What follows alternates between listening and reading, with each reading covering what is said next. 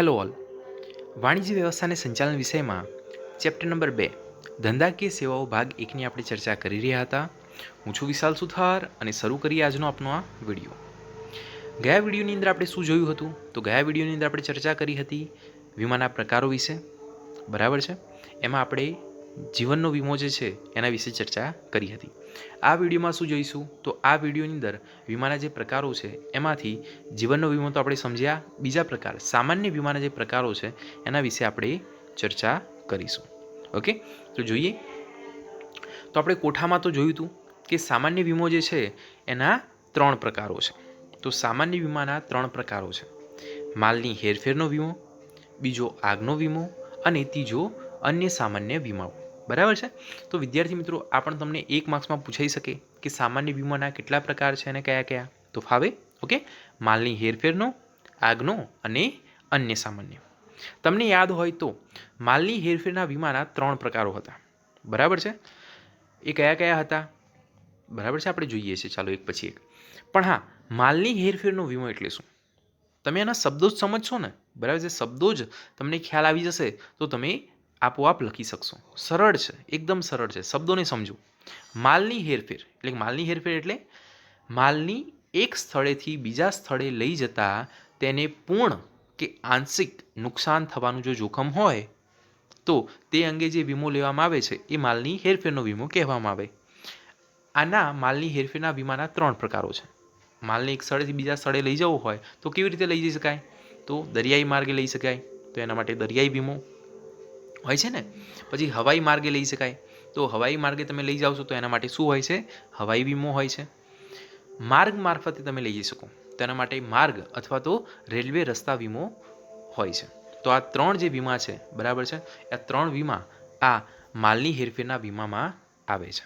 Okay, તો જોઈએ ડિટેલમાં. આપણે જોયું સામાન્ય વીમાની અંદર એક માલની હેરફેરનો વીમો. તો માલની હેરફેરના વીમાની અંદર જે પહેલું છે દરિયાઈ વીમો, એના વિશે આપણે ચર્ચા કરીશું. વિદ્યાર્થી મિત્રો, દરિયાઈ વીમો જે છે, બરાબર છે, ક્યારથી આવ્યો અને કેટલો જૂનો છે? તો જોઈએ. દરિયાઈ માર્ગે માલ જે મોકલવાનું છે એ ઘણું સસ્તું છે, પરંતુ વિલંબકારી છે. તમે જોયા હશે મોટા મોટા કન્ટેનર એક જહાજ ઉપર મૂકીને આ જગ્યાએથી બીજી જગ્યાએ મોકલવામાં આવે છે.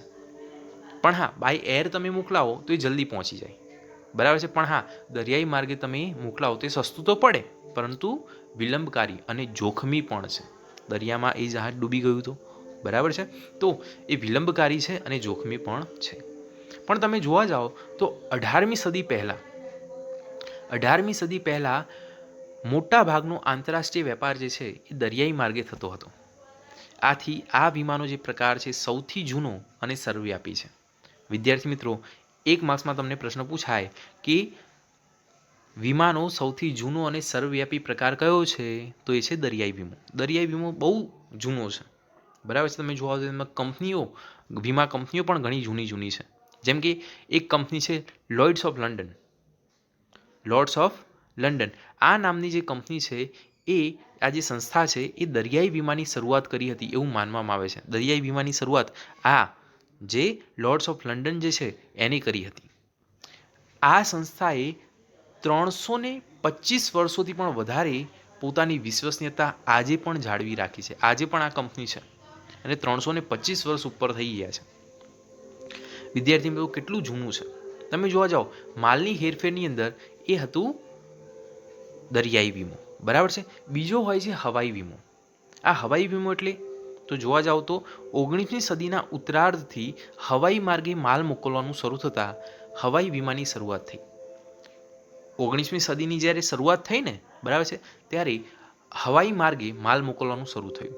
અને જ્યારે માલ મોકલવામાં આવતો, બરાબર છે, ત્યારે એના રક્ષણ માટે, બરાબર છે, એના જોખમ સામે રક્ષણ માટે હવાઈ વીમાની શરૂઆત થઈ. હવાઈ જે વાહન વ્યવહાર જે છે એ ખૂબ જ ઝડપી છે, પરંતુ ખર્ચાળ અને જોખમી છે.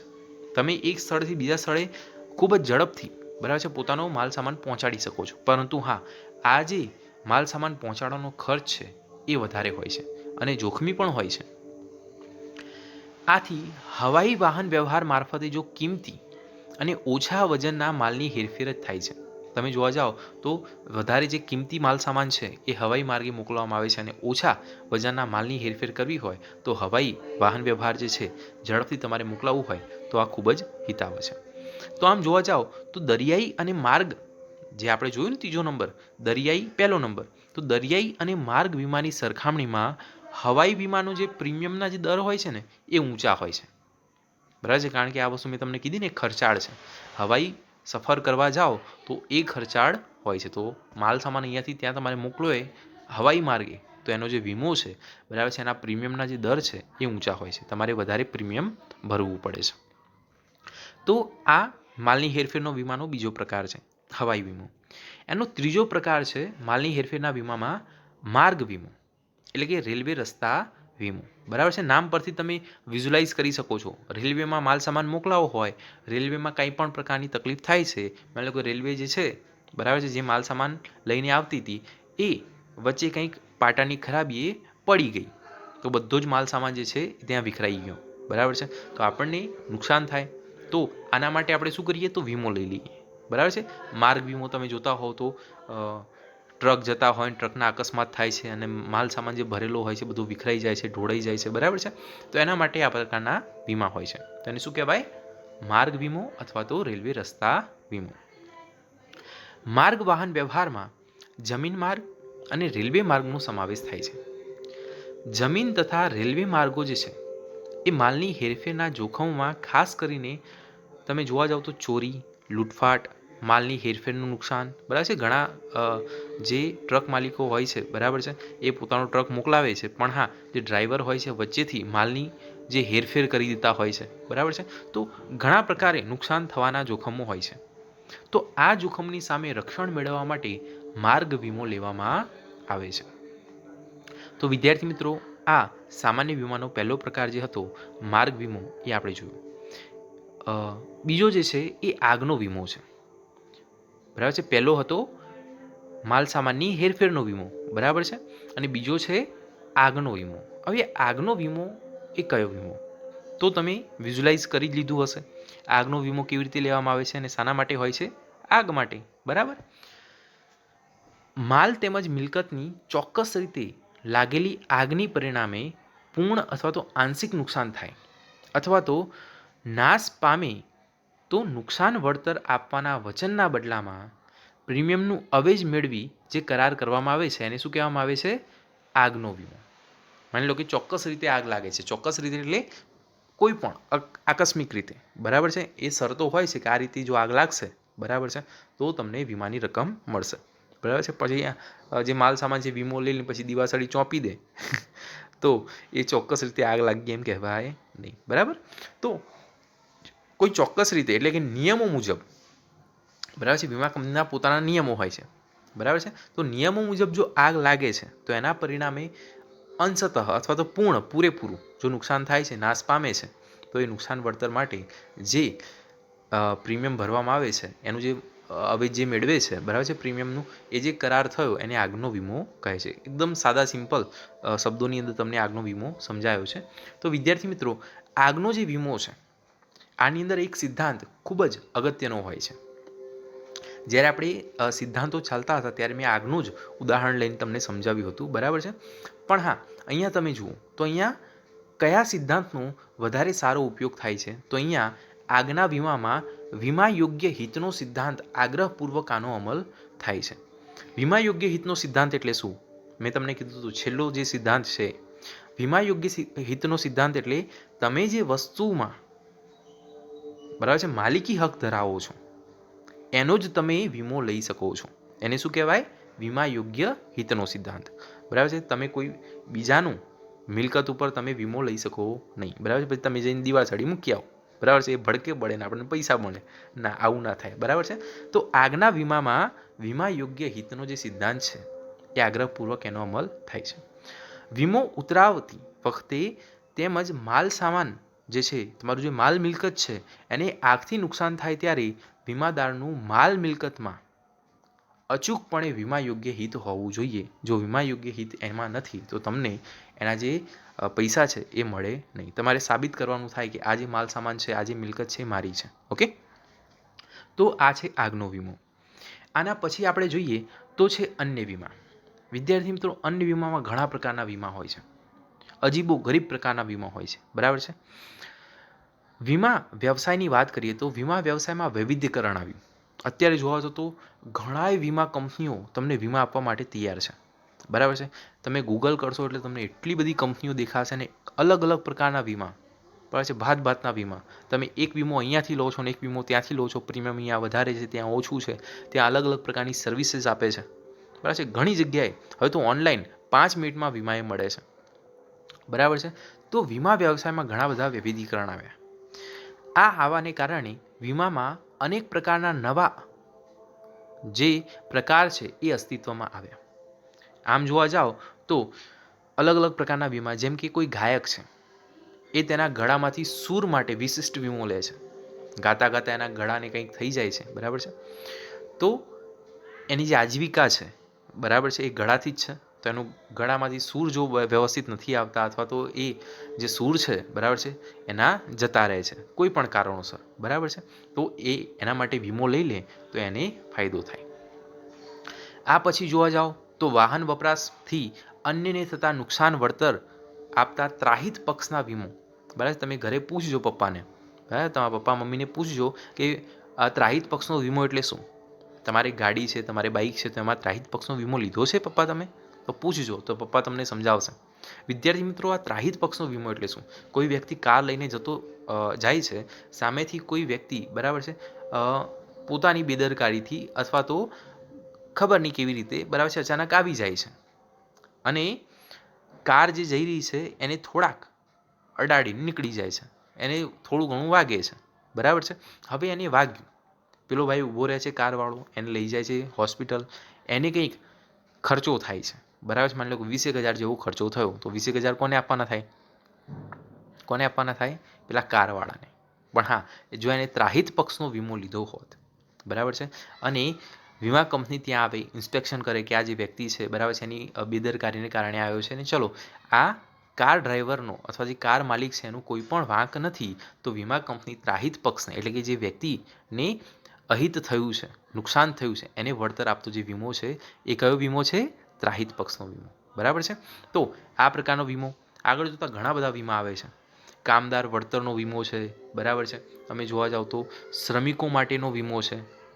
આગળ જોવા જાઓ તો ઘણા બધા વીમા તમને જોવા મળે છે. અહીંયા ધંધો બંધ રહેતા થતા નુકસાન માટેનો વીમો છે. તમે કદાચ એક મૂવી આવી હતી પદ્માવત, બરાબર છે, તો એની અંદર ઘણા બધા વિરોધ થતા હતા, બરાબર છે, ને થિયેટરો બંધ કરવાની વાત થતી કે આની અંદર આ મૂવી ચાલશે નહીં, ઘણા બધા હતા. તો એ જે મૂવીના જે ડાયરેક્ટર્સ છે, બરાબર છે, જે ફંડ્સ જે આપે છે વ્યક્તિઓ, બરાબર છે, તો એ બધા જે વ્યક્તિઓએ એની જે કંપની જે છે જેને ફિલ્મ બનાવી છે તો એને વીમો લઈ લીધો પોતાની ફિલ્મનો. જો ફિલ્મ જો રિલીઝ નહીં થાય, તો ફિલ્મ જો રિલીઝ ન થાય તો એને એને જે નુકસાન થયું ને બંધ રહ્યું એના કારણે, તો એને જે મૂવીની જે બનાવવાની જે કોસ્ટ છે, બરાબર છે, એ એમને પરત મળી છે, બરાબર છે. પણ હા, એ મૂવી રિલીઝ થઈ ગયું અને જે પ્રીમિયમ છે એને પછી જતું કરવું પડે. સામાન્ય વીમામાં આવું હોય, તમે એક જ વાર પ્રીમિયમ ભરવાનું થાય, વારે વારે પ્રીમિયમ આમાં ભરવાનું ના હોય, બરાબર છે. જેમ કે વાહન વપરાશ માટે તમે લીધો તો એક જ વાર ભરવાનું હોય, પછી એ સમય મર્યાદા પૂરી થાય પછી તમારે એને રિન્યૂ કરાવવાનો અથવા તો બીજો વીમો લેવાનો, બરાબર છે. તો ધંધો બંધ રહેવાથી પણ થતા નુકસાન સામે તમે વીમો લઈ શકો છો, બરાબર.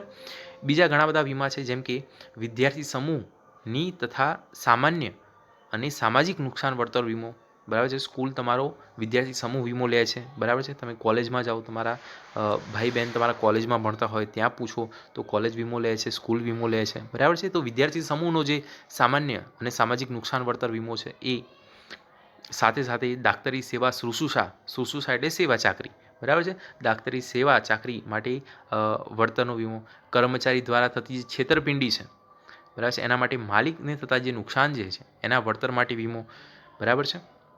રમતગમતના જે સ્પર્ધાઓમાં કુદરતી કે અકુદરતી પરિબળોના કારણે, બરાબર છે, જે રમતગમતની સ્પર્ધા યોજી ન શકાય તેને મુલતવી રાખવી પડે તો તેથી થતા નુકસાન અંગે જે વીમો છે વગેરે પ્રકારના વીમા અસ્તિત્વમાં છે. ઘણા અજીબો ગરીબ વીમા લે છે, બરાબર છે. એક બેન છે, એમને વર્લ્ડ રેકોર્ડ બનાવ્યો છે, બરાબર છે, પોતાના નખ લાંબા કર્યા છે, બરાબર છે, સૌથી લાંબા નખ એમને છે, નખનો વીમો લીધો છે, પછી એની ઓળખાણ નખથી જ છે ને, નખ એમના તૂટી જાય તો એ નખના વીમા લે છે.